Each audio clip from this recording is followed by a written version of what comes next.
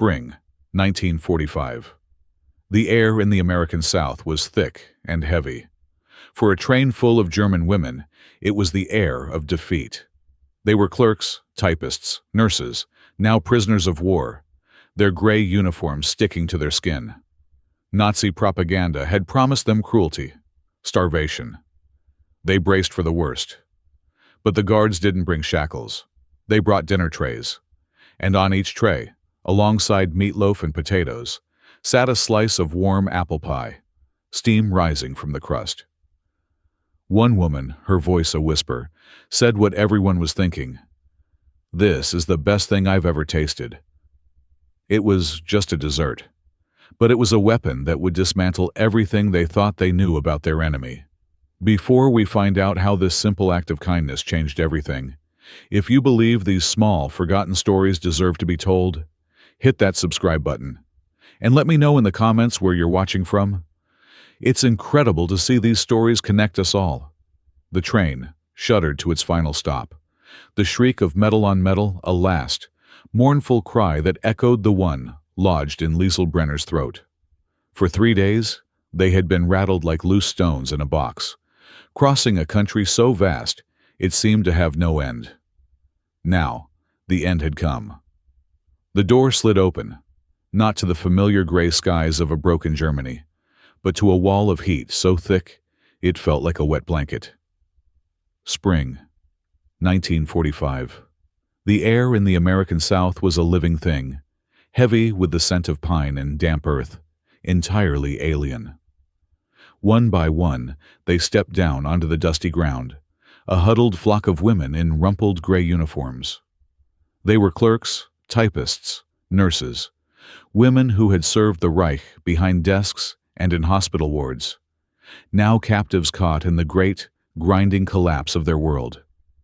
Liesl, a typist of 24, kept her eyes down, her hands clasped tight to stop their trembling. Around her, Marta Vogel, a nurse whose sharp tongue had gotten them into trouble more than once, scanned the perimeter with a defiant glare, as if daring the barbed wire to insult her.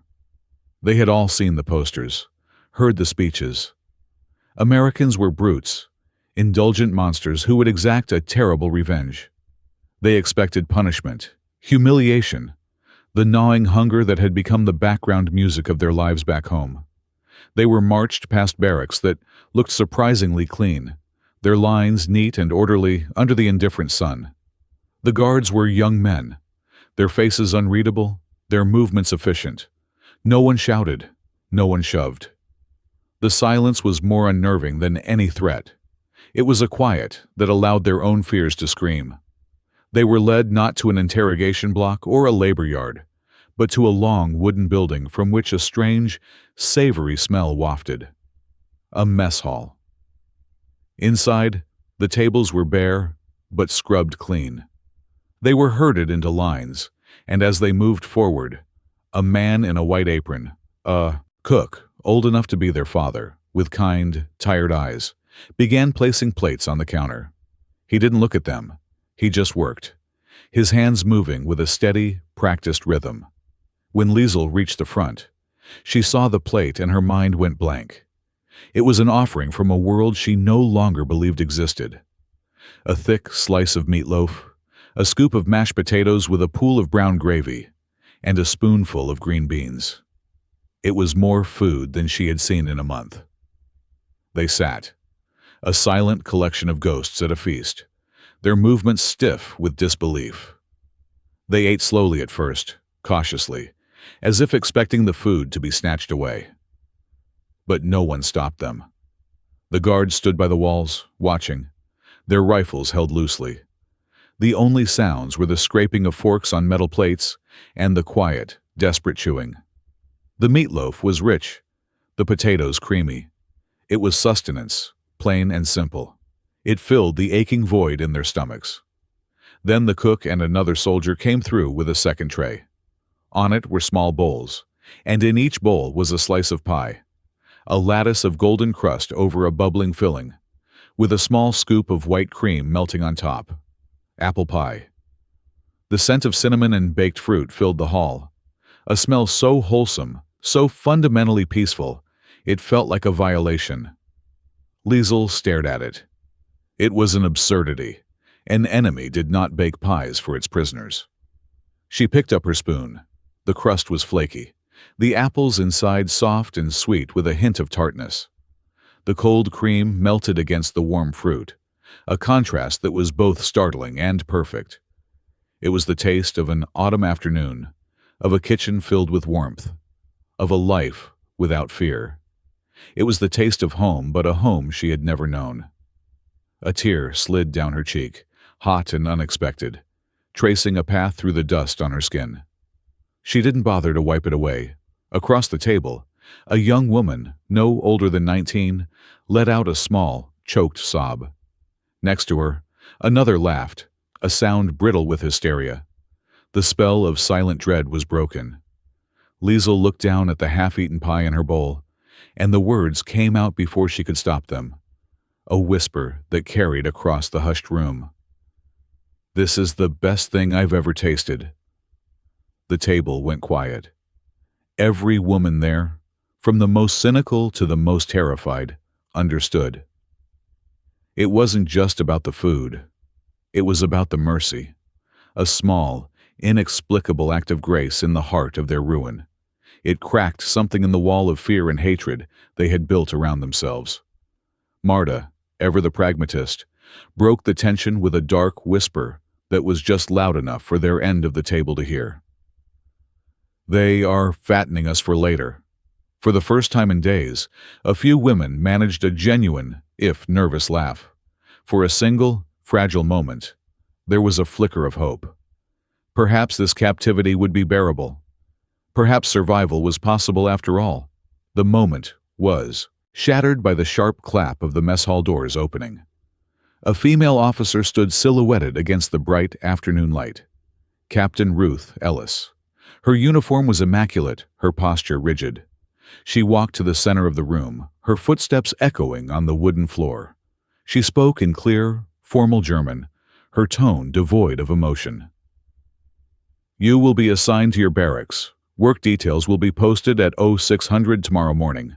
All mail, incoming and outgoing, will be subject to censorship. Personal effects are to be surrendered for inspection." As she spoke, a guard moved down the tables. He stopped beside a woman who had been scribbling in a small, leather-bound book, a diary. With a detached professionalism, he held out his hand. The woman clutched the book to her chest. He did not raise his voice. He simply waited. Defeated, she handed it over. He flipped through the pages and tucked it into his pocket. The hope that had bloomed just moments before withered and died. The apple pie turned to ash in Liesel's mouth.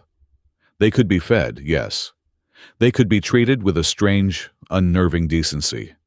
But their words, their thoughts, their memories, those were to be imprisoned just as surely as their bodies.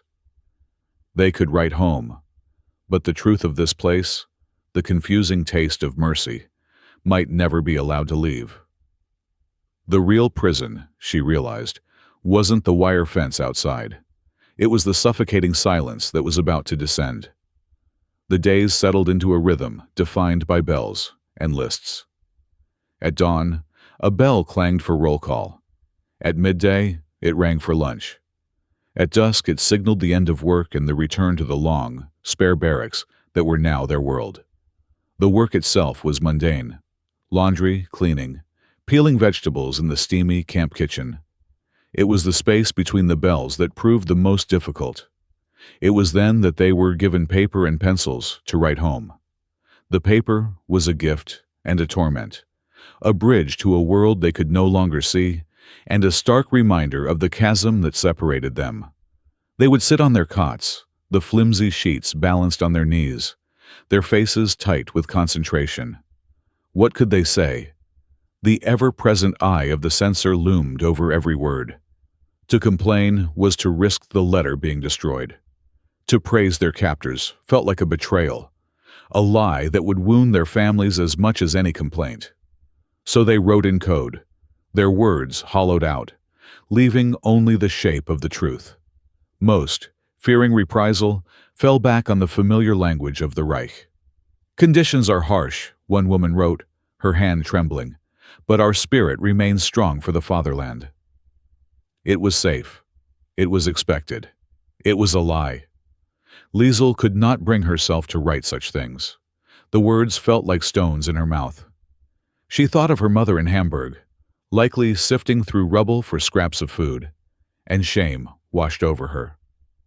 How could she write of hardship when her own belly was full? So she wrote of the weather. She wrote of the tall pine trees that surrounded the camp, their scent sharp and clean in the morning air. And then, carefully, she chose a single detail, a small truth smuggled past the guards. "The work is tiring," she wrote, "but we are fed. Last week we tasted apples, sweet and warm, like autumn at home." She hoped her mother would understand the space between the words, the unspoken message of a small, unexpected mercy.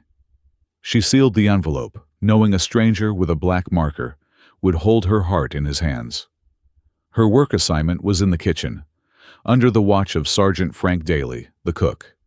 He was a sturdy, quiet man who moved with an economy of motion, his hands always busy, kneading dough, chopping onions, whistling a tuneless, rambling song. He rarely spoke to the German women directly, issuing orders with a nod or a gesture, but he watched them. Liesel felt his gaze, not as a guard's, but as something else she couldn't name.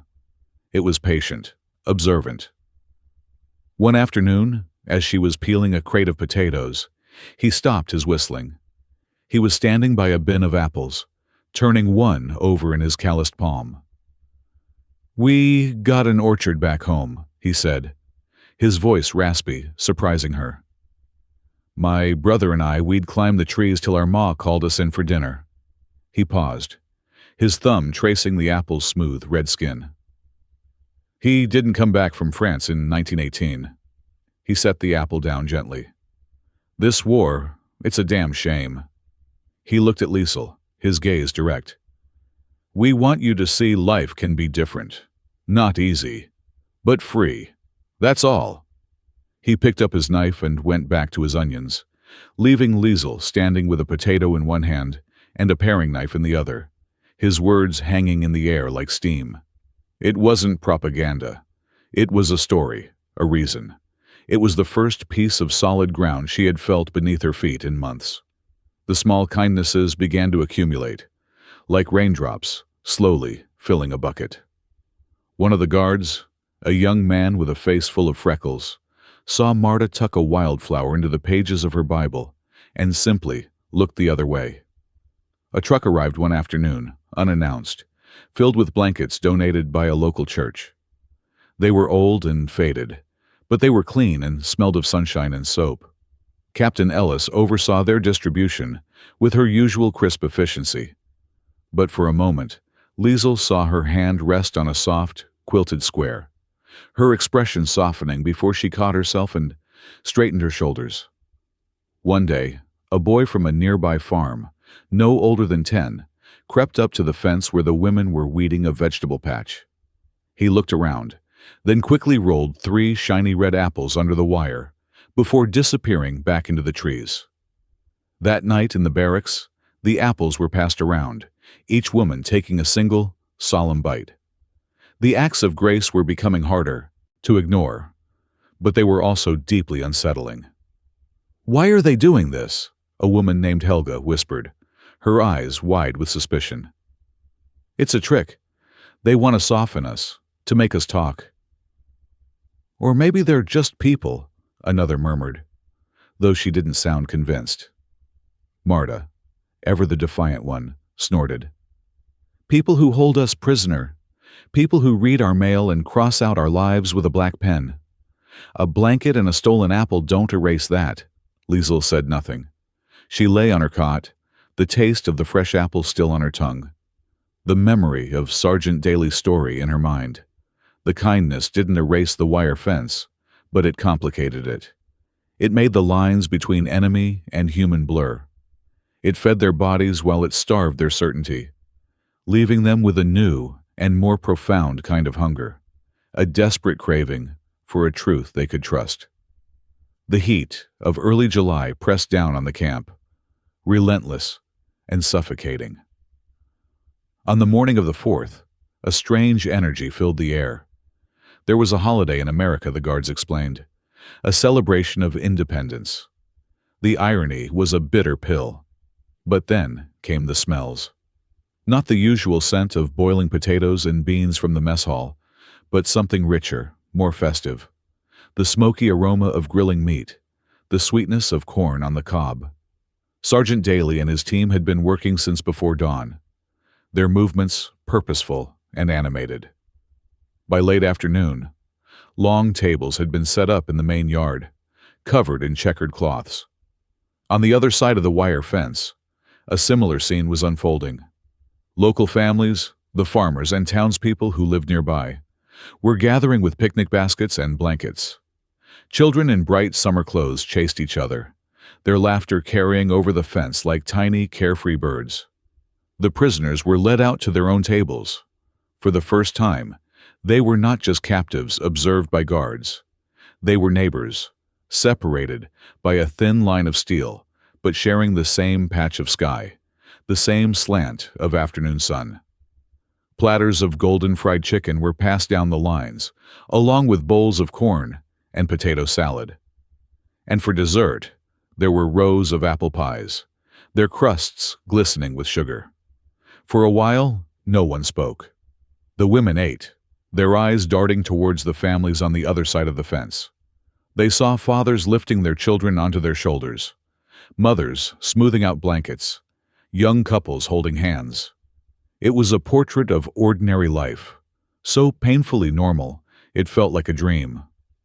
A portable radio on the American side crackled to life, playing upbeat, swinging music that made their feet tap unconsciously against the dry earth. Liesel watched Ingrid, a woman who had arrived at the camp still clinging to the tattered remnants of her faith in the Reich. She had been the one to whisper slogans about duty and honor in the dark of the barracks. But in the months since their arrival, Liesel had seen the certainty drain from her face, replaced by a profound, bewildered silence. Now, Ingrid sat staring at a young boy across the fence who was gleefully licking melted ice cream from his fingers. The boy caught her eye and, without thinking, waved. After a moment's hesitation, Ingrid slowly, shyly, raised her hand and waved back. She turned to the woman next to her, her voice so low it was almost carried away by the music. "If this is the enemy," she whispered, her words laced with a fragile, dawning horror. "What was home lying to us about?" The question rippled through the women who heard it. It was the question they had all been too afraid to ask, the one that had been growing in the fertile soil of unexpected kindness. It was a moment of profound, terrifying clarity. For a brief, shining instant, sitting there under the vast American sky, sharing the same food and the same music as their captors, a sense of shared humanity felt not just possible, but real. A fragile peace settled over them, a feeling of dignity restored. It was then that a jeep pulled up, and a soldier stepped out carrying a familiar canvas bag. Mail call. The mood shifted instantly, the fragile peace dissolving into anxious anticipation. Letters were their only lifeline, a precious, often painful link to the lives they had left behind. Captain Ellis took the bag and began calling out names, her voice crisp and businesslike. Liesel received a letter from her aunt in Berlin. Her hands trembled as she tore open the thin, heavily stamped envelope. The censor's black ink had blotted out entire sentences, leaving a trail of ugly, impenetrable voids. But the words that remained were enough. Her aunt wrote of the firebombings in Dresden, the utter annihilation of Hamburg. She wrote of friends who were gone, of streets that no longer existed, of Liesel's own mother, whose apartment building was now a crater of blackened brick. She was alive, her aunt wrote, but she had nothing left. No house, no photographs, no memories that weren't buried under rubble. A low moan came from the end of the table. A young woman named Gisela had dropped her letter, her face ashen. "My father," she wept. "Missing. My brothers. They don't know where they are." All around them, the same story was unfolding in different, terrible variations. The war they had left behind had finally caught up to them, its long shadow falling over the sunny picnic. The sounds from the other side of the fence, the music, the laughter, were suddenly obscene, an intolerable cruelty. The plate of food in front of Liesel looked like a mockery. Marta, who had been tending to Gisela, stood up, her face a mask of cold fury. She looked at her own half-eaten slice of pie, then at the devastation on the faces around her. She grabbed her plate and hurled it against the fence, the ceramic shattering with a sharp crack. One woman, her body shaking with silent sobs, stared at the apple pie on her plate, the very symbol of the mercy that now felt like a curse. "My mother has no house," she whispered, her voice breaking.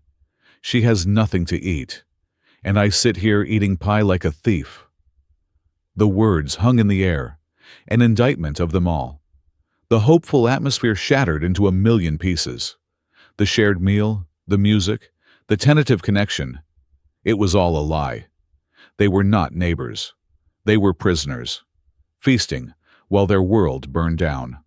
A heavy, suffocating silence fell over the camp in the days that followed. The news from home had poisoned the air, turning every kindness into a torment. Survivors' guilt was a fever that swept through the barracks, leaving the women hollow-eyed and listless. They moved through their routines like ghosts, their steps leaden, their faces closed. At mealtimes they would sit before their plates, the food a symbol not of mercy, but of their own shameful, undeserved comfort. They refused to eat. It was a silent protest, a penance. They would starve themselves in solidarity with their starving families, as if their own hunger could somehow lessen the suffering of those an ocean away. The first day, the guards issued warnings.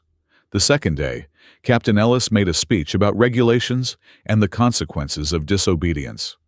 But the women remained resolute, their shared grief a bond stronger than any rule. On the third day, something shifted. Sergeant Daly, who had watched the untouched trays return to his kitchen with a grim set to his jaw, changed his approach.